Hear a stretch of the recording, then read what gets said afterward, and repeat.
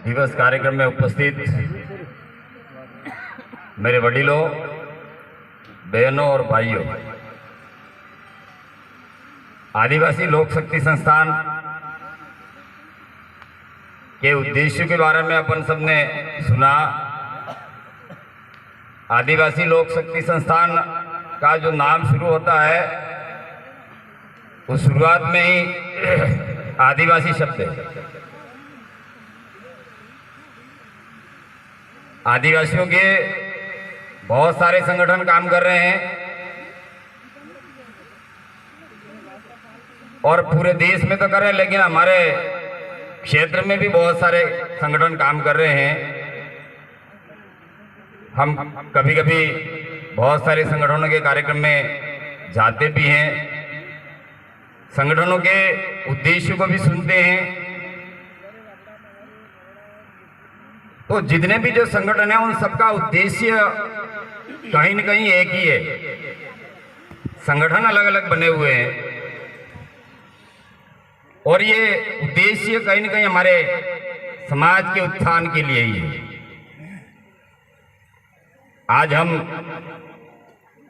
जिस संस्थान का जो स्थापना दिवस मना रहे हैं उसके जो उद्देश्य है वो भी आदिवासी समाज के या आदिवासी समुदाय के उत्थान के लिए है। अब बात जो है ना थोड़ा सा यहाँ पर आकर के जो है एक थोड़ा सा प्रश्नवाचक बन जाता है कि आदिवासियों का उत्थान, आदिवासियों का कल्याण, आदिवासियों का विकास कौन नहीं करना चाहता है? सब करना चाहते हैं। तो अपन थोड़ा सा ये देख लेते हैं कि आजादी के बाद या सत्ता के हस्तांतरण के बाद आदिवासियों का विकास कितना हुआ, उत्थान कितना हुआ, कल्याण कितना हुआ, और जितना होना चाहिए था नहीं हुआ, क्यों नहीं हुआ। ये जितने भी जो संगठन हैं उन सभी के लिए चिंतन मनन का विषय है। और कब होगा, कैसे होगा, उस पर भी चिंतन मनन करने की आवश्यकता है। एक छोटी सी बात दामोर साहब ने बोला था, उस पर मैं कुछ और थोड़ा सा आगे संक्षिप्त जानकारी जो है ना आपके बीच में रख रहा हूं। आदिवासी है कौन? इस देश में आदिवासी किसको कहा जाता है? यदि हमको लोग आदिवासी कहते हैं तो हमको ही क्यों कहते हैं? क्या हमारे साथ में दूसरे लोग रहते हैं उनको आदिवासी क्यों नहीं कहते? हमारे शरीर पर ऐसा कौन सा ठप्पा लगा हुआ है? हम ही आदिवासी हैं, और जो आदिवासी नहीं है वो कौन है? तो कहीं न कहीं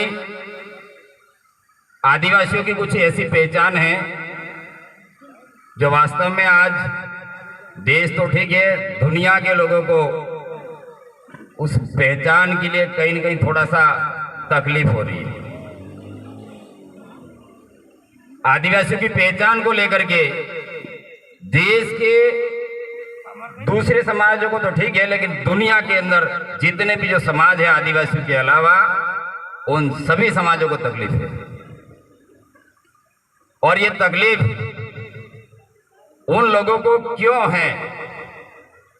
क्योंकि आदिवासी शब्द आते ही एक शब्द उसके पीछे आ जाता है, जो आदिवासी नहीं है वो कौन है?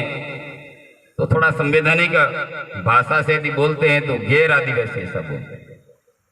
संवैधानिक भाषा यदि बोली जाए जो आदिवासी नहीं है उनके लिए तो कौन सा शब्द आता है? गैर आदिवासी। ऐसा थोड़ा सा अभी बताया था टाउन हॉल और ये ऑडिटोरियम में जो कार्यक्रम था, ऐसे सभी समाजों के कार्यक्रम में थोड़ा सा आदिवासी और गैर आदिवासी ऐसा बोला जाए तो कुछ लोगों को ये गर्मी, उससे ज्यादा गर्मी चढ़ जाती है। ये गर्मी तो कम पड़ जाती है, इससे ज्यादा बढ़ जाती है। क्यों? इसी वजह से आदिवासियों का न तो उत्थान हुआ, इसी वजह से न तो आदिवासियों का कल्याण हुआ और न ही विकास हुआ। केवल आदिवासियों के कल्याण के लिए, आदिवासियों के उत्थान के लिए, आदिवासियों के विकास के लिए केवल और केवल नौटंकी किया जा रहा है, नाटक कि हम आदिवासियों के लिए कर रहे हैं, हम आदिवासियों के लिए वो कर रहे हैं, हमने ये योजना बना दी है और इससे आदिवासियों का ये हो जाएगा, वो हो जाएगा। केवल और केवल नोटंकी किया जा रहा है। अब आदिवासियों का विकास करेगा कौन? हम भी तो संगठनों में बिखरे हुए हैं। हम कैसे एक हो सकते हैं? और एक होने के लिए हमें क्या वास्तव में प्रयास करना चाहिए या नहीं करना चाहिए? आज आदिवासी लोक शक्ति संस्थान के नाम से ये स्थापना दिवस है, उसके साथ साथ में विभिन्न संगठनों को यहाँ पर एक करने का कार्यक्रम भी था। ये केवल और केवल लोक शक्ति संस्थान का स्थापना दिवस ही नहीं है। यहाँ पर हमारे जितने भी जो संगठन है आदिवासियों के नाम के, उन सारे आदिवासी संगठनों को यहाँ पर आह्वान किया था बगरा जी ने, बुलाया था।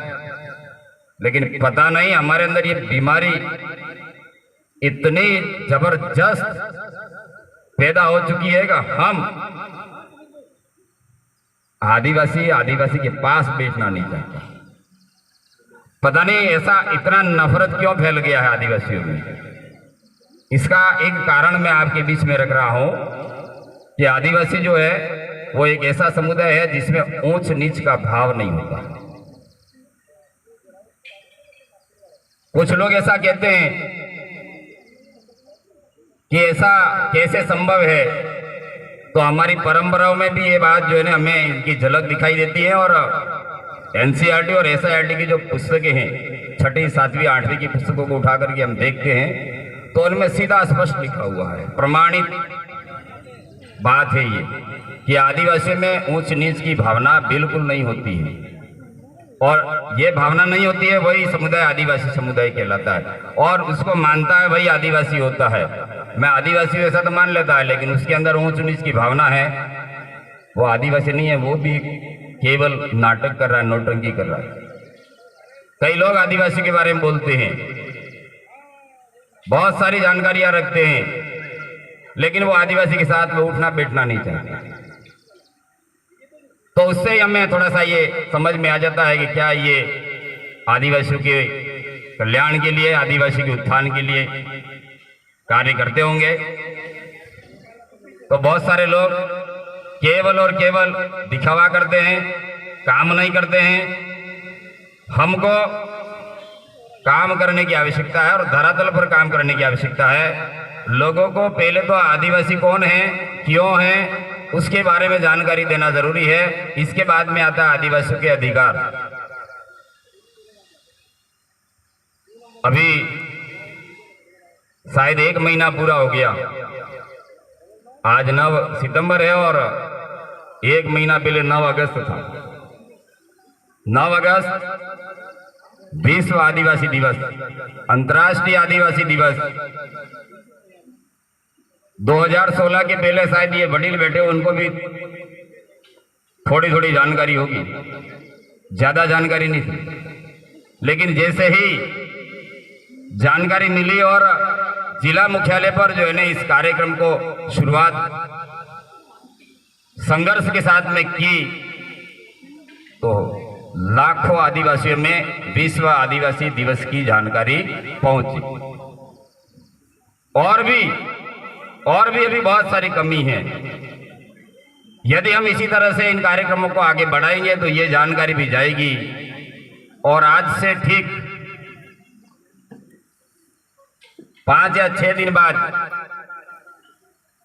या 4 दिन बाद एक बहुत बड़ा अधिकार दिवस फिर आ रहा है, विश्व आदिवासी अधिकार दिवस 13 सितंबर।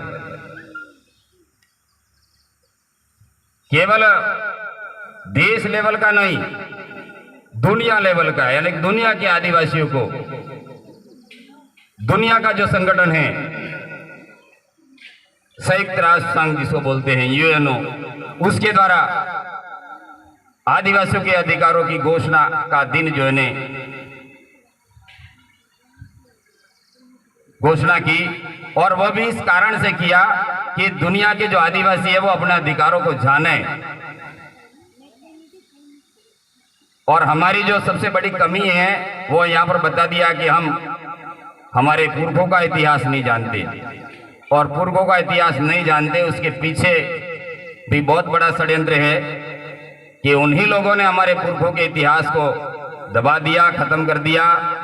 जो लोग आज भी आदिवासियों का नाम लेना नहीं चाहते और अब भी खत्म कर रहे हैं। अभी ये खेल बंद नहीं हुआ, अभी चालू है, लेकिन उसको हमको थोड़ा सा जानना समझना जरूरी है।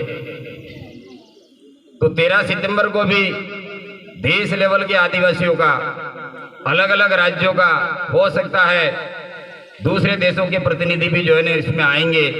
ऐसा कार्यक्रम अपने भारत में छत्तीसगढ़ के अंदर रायपुर में शायद 13 सितंबर को होने जा रहा है। आने वाले समय में हमको हमारे डूंगरपुर जिले में भी ये 13 सितंबर का जो दिन है विश्व आदिवासी अधिकार दिवस, उसको मनाने की आवश्यकता है। यदि हम मनाएंगे, 5 जने इकट्ठे होंगे, 25 होंगे, 50 होंगे, 500 होंगे, लेकिन वो बात हमारे घरों तक जाएगी, जो लोग हमसे दूरी बनाए हुए हैं उन तक जाएगी। और जिस दिन आदिवासी लोग आदिवासियों के अधिकारों के बारे में जान लेंगे, अपना उत्थान, अपना कल्याण, अपना विकास स्वयं कर लेंगे, किसी के भरोसे रहने की जरूरत नहीं पड़ेगी।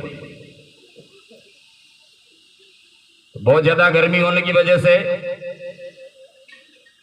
बातें तो बहुत है, कुछ साथी और अपनी बात रखेंगे, लेकिन मैं आपसे थोड़ा यही निवेदन करना चाहूंगा कि हमको हमारे इतिहास को जानना होगा। ये जीते जागते इतिहास के उदाहरण है, ये जीता इतिहास ऐसा कहो तो भी कम है। कई लोगों ने बोला है कि ये जब तक है इनसे हमें कुछ प्रेरणा लेनी चाहिए, इनसे सीखना चाहिए। जिंदा इतिहास है। हम जितना धर्म के मामले में डूबे हैं और धर्म के मामले में जितना हम बैठे हैं, वो भी एक हमारा जो है ना समुदाय का बहुत बड़ा नुकसान है। हमारे सबसे बड़े भगवान ये जो उम्र दराज लोग हैं, अनुभवी लोग हैं, वही हैं। इनसे हमें सीखने की जरूरत है। तो हम जब तक हमारे पूर्वजों का, हमारे वडीलों का, हमारे माता पिता का सम्मान नहीं करेंगे, इनसे हम प्रेरणा नहीं लेंगे, दूसरे लोग हमको भटकाने वाले हैं और उनका काम केवल हमें भ्रमित करना है। वो उनके काम में सफल हो जाएंगे और हम हमारे समुदाय का नुकसान कर बैठेंगे। तो हमारी जो आने वाली पीढ़ी है, अभी शिक्षा के ऊपर भी हिना जी ने बहुत बढ़िया जो है ने बात रखी। एजुकेशन, शिक्षा इंसान के जीवन में आगे बढ़ने के लिए बहुत ज्यादा जरूरी है। एजुकेशन जो है वो 2 प्रकार का है। एक तो एकेडमिक एजुकेशन, संस्थानिक शिक्षा,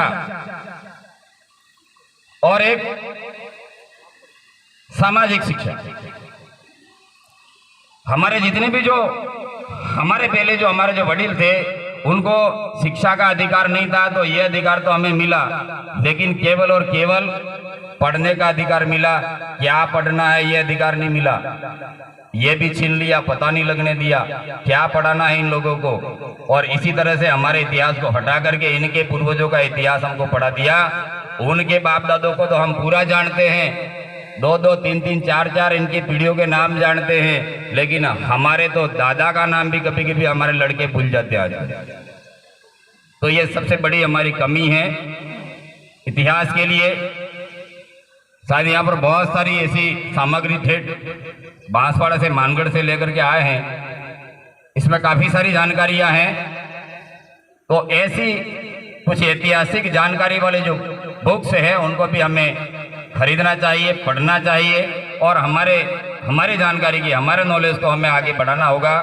और जितना भी हो सके ऐसे जो कार्यक्रम हमारे समाज के होते हैं, आप बिना परहेज के जाए वहां पर, कोई परहेज करने की आवश्यकता नहीं है। यदि यहाँ पर जो है ना कोई राजनीतिक बैनर लगे हुए हैं तो वहाँ थोड़ी दिक्कत आती है। ये हमारे समाज का बैनर है और समाज के बैनर के नीचे किसी को भी निमंत्रण की शायद आवश्यकता नहीं होनी चाहिए। मुझे लगता है आज बहुत सारे जो है ने कुछ ऐसे कार्यक्रम जैसे अपने ये अनेक सुखदेव कहीं लाडके वालों कार्यक्रम है, यहाँ पर से आप फिर एक कोई न कोई और जो है ना ये धार्मिक जो है इन लोगों ने ऐसे कार्यक्रम फैला रखे हैं जिस वजह से अपने भाई बहन जो है यहाँ इस कार्यक्रम में समय नहीं निकाल पाए। आने वाले समय में इस कमी को हम सबको ध्यान में रखते हुए इसको पूरा करने की कोशिश करनी चाहिए और हमारे इतिहास को आगे बढ़ाने के लिए हमें क्या करना चाहिए, ये जितने भी जो गीत बोले हैं ऐसे गीत हम भी बना सकते हैं। मैं भी यही काम करता हूँ, गीत बनाने का, कविता बनाने का, नए भजन बनाने का, यही काम। पुराने भजन आप याद कर लो, नया बना दो, उस पर हमारे समाज के इतिहास को इसमें जोड़ दो, हमारे पूर्वजों के नाम जोड़ दो, नया बन जाएगा। इन लोगों ने यही किया।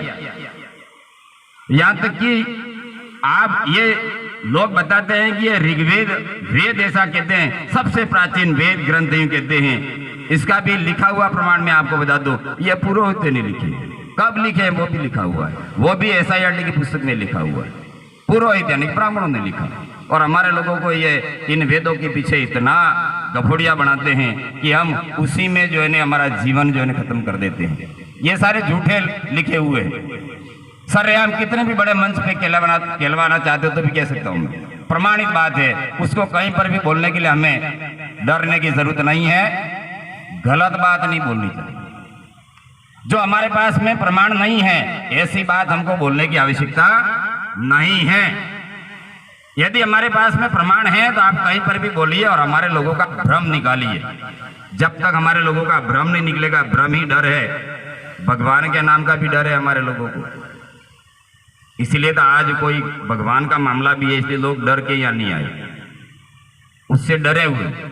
तो इन डर को नहीं निकालोगे वो घर से बाहर नहीं आएंगे। ये भाई अहमदाबाद से यहाँ तक आ गए, हमारे लोगों को घर से यहाँ आने में जो है तकलीफ हुई। तो ये बहुत सारी बातें जो है आवश्यक है, समय को देखते हुए सारी बातें जो है अपन यहाँ पर नहीं कर सकते।